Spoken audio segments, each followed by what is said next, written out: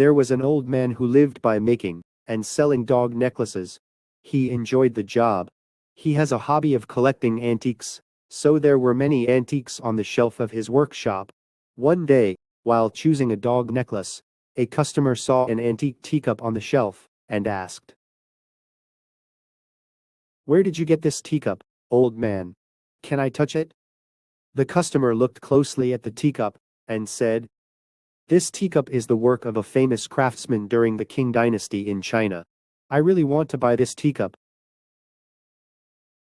The old man, who usually cherished the teacup, refused the customer's offer, but after that, strange rumors began to circulate in the village. There are many rare antiques for the old man who makes dog necklaces. Since then, many villagers have visited the old man's workshop. Among them, someone asked the old man to lend money, and another asked the old man to sell the entire workshop to himself. At first, the old man enjoyed such daily changes. However, as time went by, frequent visits by people became uncomfortable, and their excessive interest became annoying.